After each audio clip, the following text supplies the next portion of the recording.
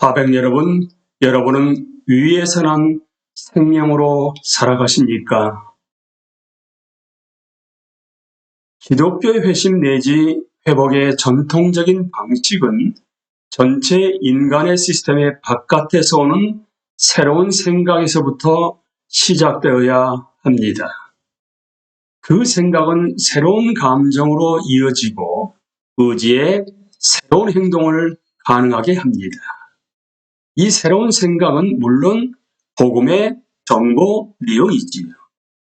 이는 내가 실제로 살고 있는 현실 세계에 대한 새로운 그림입니다. 알고 보니 그 세계는 한 인격이 지으시고 다스리시는 곳이며 그분은 자기 아들을 보내어 나를 총체적인 멸망에서 구원하실 만큼 이 세상과 나를 사랑하시는 분이십니다. 내 힘으로는 그것을 깨달을 수가 없습니다. 특히나 나처럼 그것에 거역하는 생각과 감정과 습관에 켜켜이 에워싸인 상태로는 안 됩니다. 그리고 특히나 내가 그 모든 것을 오래오래 사용하면서 아예 내면화시켰고 그것이 곧 참 삶이요 나의 삶인 줄로 알고 있으니 안 됩니다. 이 새로운 생각, 곧 복음은 내 영적인 죽음의 지적인 수위를 초자연적인 힘으로 찢어 놓습니다. 그것은 은혜의 역사요, 은혜로우신 하나님의 다가오심입니다. 그렇게 찢으면서 그것은 새로운 감정을 가져옵니다. 이 새로운 감정은 한편으로는 새로운 생각이 사실이기를 바라는 갈망과 또 한편으로는 내 존재의 가장 깊은 부분에 그것을 대적하는 성향이 있음을 깨닫는 슬픔이 한데 어우러진 복잡한 감정입니다. 이것이 보편적인 죄의 지적이지요. 그와 더불어 망가진 영혼에 하나의 힘이 움직이기 시작합니다. 영혼을 회복으로 이끌 수 있는 힘입니다. 그러나 이 힘은 아직 내 것이 되지 않았습니다. 인간은 죄를 지적받고도 저항할 수 있으며 대개는 한동안 저항합니다.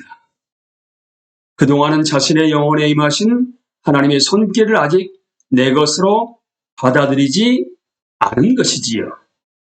새로운 생각과 새로운 감정은 아직 나의 것이 아니라 내가 싫어하여 거부할 수도 있는 외부의 부담, 나의 삶의 이질적인 존재입니다.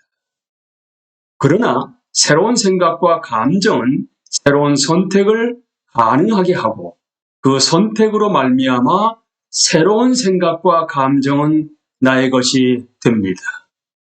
인간 영혼의 기본적인 차원인 의지는 한편으로는 개념 내지 생각이 있고 다른 한편으로는 정서 내지 감정이 있어야만 행동할 수 있습니다. 이런 의지는 스스로 결정하는 능력이며 인간 영혼의 한 고유한 부분입니다. 그러나 의지는 절대적인 독립과 자율이 없습니다. 그것은 하나님께만 해당되는 것입니다. 새로운 생각과 새로운 감정이 주어졌고 거기에 은혜까지 수반되니 이제 나는 능히 새로운 선택을 내릴 수 있습니다. 나는 생각과 한편이 될 수 있고 감정과 한편이 될 수 있습니다. 나는 이렇게 말할 수 있습니다. 그렇다. 나는 이 생각이 사실이기를 바란다. 그리고 거기에 기초하여 하나님과 나 자신을 향해 느끼는 이 반응이 바로 나의 마음가짐이다. 이렇게 함으로써 나는 하나님을 믿기로 선택하는 것입니다. 이제 나는 내 망가진 영혼과 삶의 어둠 속으로 친히 내미신 하나님의 손을 그나마 내게 있는 작은 손으로 붙잡게 됩니다. 그리고 그분의 손을 붙잡은 내 손을 다시 그분이 붙잡습니다. 이것이 바로 위에서 난 생명의 실체입니다. 마주 잡은 손을 타고 인격적인 관계의 실체가 오갑니다. 나의 사고, 감정, 의지, 그리고 몸을 입은 사회적인 자아는 하나님의 생명의 임재를 두루 느끼기 시작합니다. 내 망가지고 타락한 영혼은 자기의 능력을 개혁하기 시작합니다. 나는 빛과 온전함을 향해 일어나기 시작합니다. 영혼의 소생과 개혁의 주도권은 본래 우리 바깥에서 오지만 이 과정의 어느 시점에서도 우리는 절대로 그저 수동적이지 않습니다. 그것은 회개하고 믿으라는, 또 옛사람을 벗고 새 사람을 입으라는, 그리고 우리에게 주어진 구원을 이루라는 등의 성경의 명령들을 보면 분명합니다. 예수께서 친구들에게 말씀하신 것처럼 너희는 나를 떠나서는 아무것도 할 수 없다는 틀림없는 사실입니다. 그러나 너희가 아무것도 하지 아니하면 나를 떠나는 것이니라도 똑같이 사실입니다. 은혜 아래 이루어지는 영성 형성의 과정에서 수동성은 능동성을 배제하지 않고 능동성은 수동성을 배제하지 않습니다. 그래서 위에서 난 생명이 인격 속에 침투하는 것 자체로 그리스도를 닮은 인격이 이루어지지는 않습니다. 그것 자체로는 영원히 본래 창조된 온전한 모습으로 회복되지 않습니다.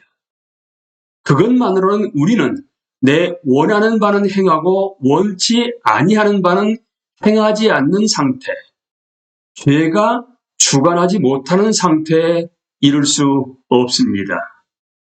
나의 인격이 변화되려면 나 자신이 하나님과 함께 움직여야 할 책임을 배우고 받아들여야 합니다. 망가진 자가당착을 벗고 쉬운 순종과 실천을 입으려면 내가 지식을 바탕으로 변화의 개혁을 꾸준히 시행해야만 합니다. 그런 사람은 하나님 나라와 예수의 우정 안에서 날로 더 풍성한 삶을 누리게 됩니다.